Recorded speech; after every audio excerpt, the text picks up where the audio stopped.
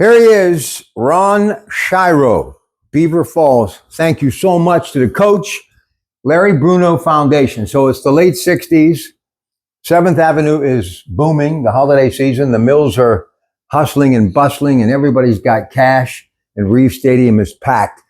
Do you think that might have been the pinnacle of Larry Bruno's coaching career when you were there, say from Joe's WPIL championship to 1970?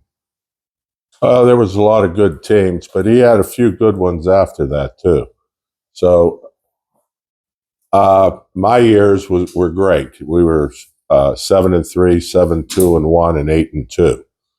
But back then they didn't have a playoff, so you had to go undefeated and have enough Gardner points. I remember in 1961, they went undefeated the year after Joe Namath. They didn't have enough Gardner points to get in a championship game, so it was tough. How many in your graduating class? I think there was 500, a little over 500. So there was a lot of people playing football. How many players do you think your senior year were on the team? Do you know? Oh, we had about 120. That's a mighty big team. Yeah, and you had to earn the right to dress for a game on Friday night. When you think about Larry Bruno, did he, in a way, help you at all as a head coach? I know Carl was a big influence, and we're going to talk about him in a moment. But was Larry kind of a mentor from afar for you, you think, a little bit? Yeah, he was, especially with the quarterbacks. And I played quarterback, right. So a lot of the fundamentals, and he was ahead of his time. You know, he was a magician. Mm-hmm. So I know that's part of it, the hiding the football and everything. And he's the only person that can really teach it. I'll tell you that. So what is it about the cradle of coaches? You know, you think of Bobby Blythe, Larry Matrazzo, you think of Carl Fleury, you think of yourself, Judge Mancini. I mean, that's like uncanny, is it not?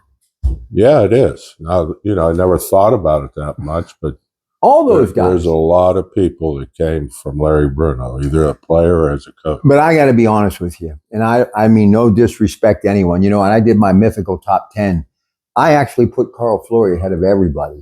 And I don't know if it's because I had a special relationship with him. He never really grabbed the headlines, but I don't think you guys basically went from the kingdom to the dungeon. I mean, Riverside was just trying to figure it out. And you not only got them winning, but you guys really, I love Riverside. You put them on the map. So it was a major transition for Carl, and he just kept his head up and just kept plowing forward. Yeah, he did. When he went there, they had just started the program, I think, 3 years before that. And he had a tough time the first few years. And he battled through it and battled through it. And then I came in 77, and we were decent that year. Then in 78, we had a good team, and we kept growing and growing and growing. Made the playoffs for the first time in 81, and then made it every year through 85 and won the championship in 85. And in 84, we were runner-up to Beaver Falls. So you'll appreciate this. Steve, you'll appreciate this. Don Yanez is on his way. He'll appreciate this. I've been everywhere this week on the radio and traveling, interviewing coaches. So I'm in McKeesport yesterday. I roll into McKeesport, and I haven't been in that town in the daylight in years.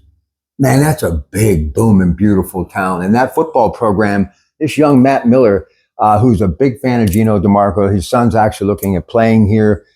They are going to be playing tomorrow, Thomas Jefferson, for the 4A championship. We're going to have it on KDK. And then right after that, we've got NA and Central Catholic. Tonight, Power Bowser. Friday night, it's Pine Richland and Bethel Park in a semifinal 5A matchup. But when I was in McKeesport, it just made me think about Beaver Falls and Aliquippa and Ambridge. So what was it like in that time period playing in Beaver Falls? I mean, it was everything these games on Friday night. You couldn't beat it. Growing up and going to the games and then playing, you dreamt of being on a team and playing. And it was just great. You couldn't get another person in the stadium almost every Friday. So where exactly in this community did you grow up? I grew up downtown on 15th Street and 5th Avenue. So you were like right in the heart of Beaver Falls. Yeah. Yep. So you remember, I know it's been a few years. It's been a few years for everyone, but you remember what it was like, the orange and black actually going out on that field as a player and all those years going to those games and finally in the cleats, the chin strap, the colors, playing for Beaver Falls. How special, huh? Oh, yeah. When I was a kid, I used to go up and stand at the gate when they were coming out, hoping I got a chin strap. Oh, man, I know. Same thing at New Brighton. Larry Bruno, the foundation, Joe Namath. Obviously, you're like 10 years removed from Joe. You're a quarterback. He's a quarterback. I mean, there's just something mythical about all of this, right? Oh, yeah. I mean, it gives me chills. Look, this is a day off for me, but I've been spending most of the day doing filming for Coons Market, and I just had to get you here because I just want people to realize what Stevie and them have done here. This is something for everyone who loves high school football. They need to see this. This is really something to see.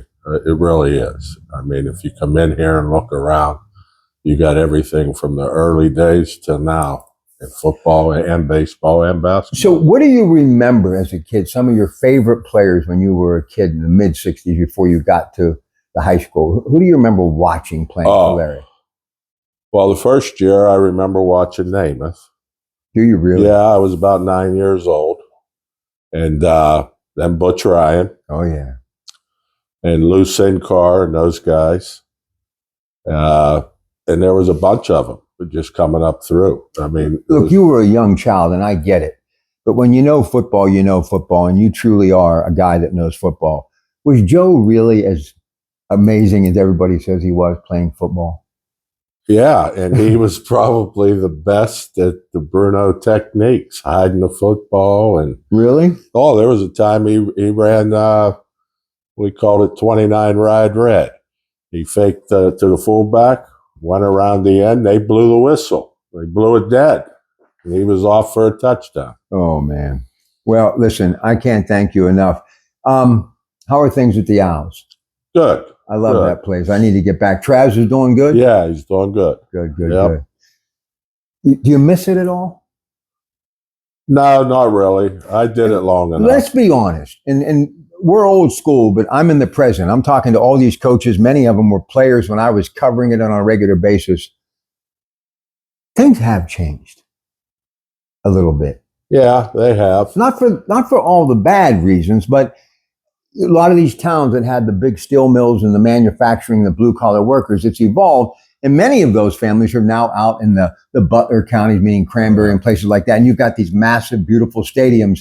What I worry about, I just hope that the Beaver Fallses of the world, the New Brightons, the Riversides, the Rochesters, if they're going to stay, I hope they remain relevant by having the equipment they need, the field that they need, because it's an experience like it was for you at Reeve Stadium that only a chosen few, and it goes by so quick. So you want them to be able to have a good experience, right? Yes, you do.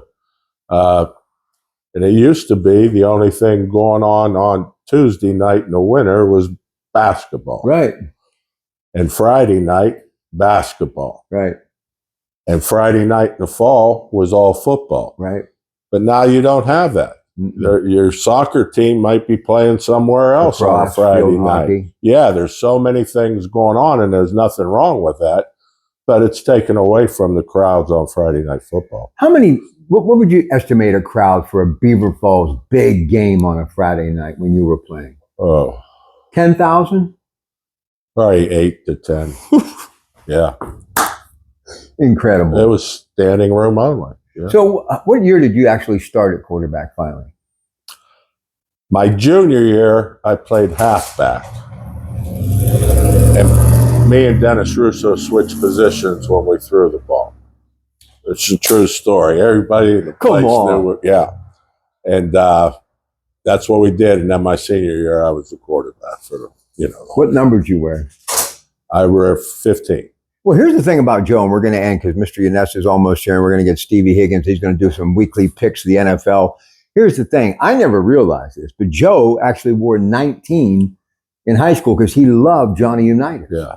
Yeah, he did wear 19. Why doesn't anybody look at this the way I do? That Super Bowl that he won, Babe Pirelli was his backup. I mean, think about it. Rochester, Beaver Falls, the bridge is what separates them. And they're the two guys playing in the biggest football game, the game that I think, Super Bowl III, that launched everything that we enjoyed today. Oh, I think it did, yeah. Did you ever see him when he came back to town? After they had a parade. I don't know if that was when he signed in what year was it? 69. Yeah. 69, they had a parade. Big parade. Right next to him. Yeah. Anyway, Mr. Yanez is here. Ronnie, thanks, buddy. Okay. Thank you. All right, Mr. Ron Sciarro, it's your Pratt Pack. Larry Bruno Foundation. Thanks. Oh, I've never, absolutely.